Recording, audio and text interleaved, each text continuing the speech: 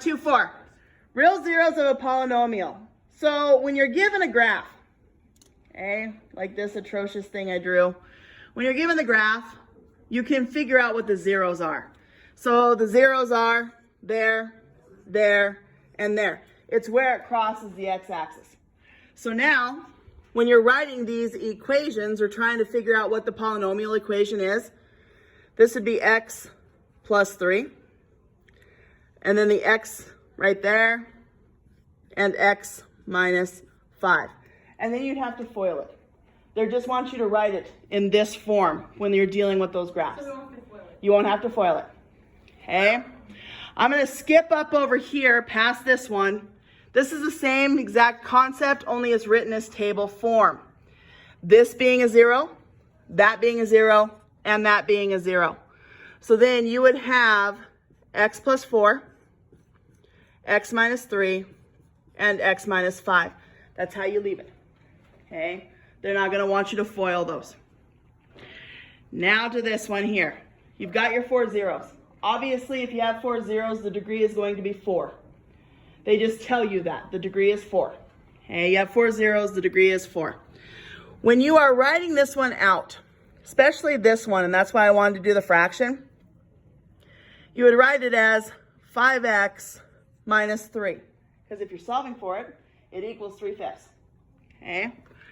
Then you'd have your x minus 1, x plus 2, and x minus 4.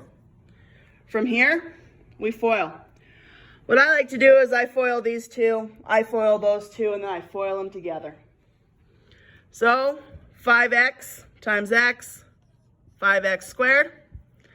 5x times negative 1 is negative 5x, minus 3x, negative 8x, plus 3.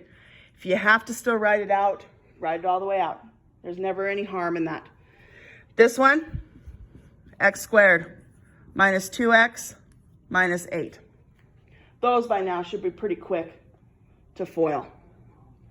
Okay?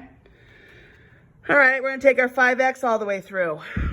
So you'd have 5x to the 4th minus 10x cubed minus 40x squared. Take your 8x all the way through. Minus 8x cubed plus 16x squared plus 64x. And then finally take the 3 all the way through. 3x squared minus 6x minus 24. Combine like terms. So you'd have 5x to the 4th. Negative 10x cubed minus 8x cubed is what? Negative 18x cubed. And I start crossing off like this so I don't get anything confused. Negative 40x squared plus 3x squared is? 19x. Well, you got 16, you got 40, 16, so you got 19x. What's negative 40 and 19x? Minus 21x squared. 2, 3. 64 minus 6. 58x, and then minus 24. There's your polynomial. Again, power is 4. Okay. So not too bad on those. When we get over to like 35, this little chunk, they want you to find your possible zeros. So this builds to us doing the big dogs, which is tomorrow's assignment. So they want you to do the possible zeros. So your possible zeros is the factors of the constant over the factors of the leading. Okay? So what are my factors of the constant? 3. And? 9. And what are the factors of my leading? 1, 2. So you've got all these different possible zeros at 1, 3, 9, 1/2, 3 halves, and 9 halves. Those are all of your possible. To find the real ones, graph it. So when I graphed this, it looked like 3 halves was a possible. So I'm just going to underline it. I'm not going to do anything else. Okay, I'm just going to underline it.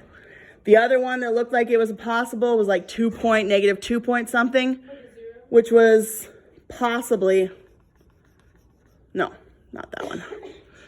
Okay. So that was the only one when it pops up. And so when you graph it, you look at the zeros and you see which one of these it could possibly be. How many different zeros do I have of possible? 1, 2, 3, 4, 5, 6, 7, 8, 9, 10, 11, 12. And some of them can become, like Casey said, massive. Okay? And that's why I don't think it's on this.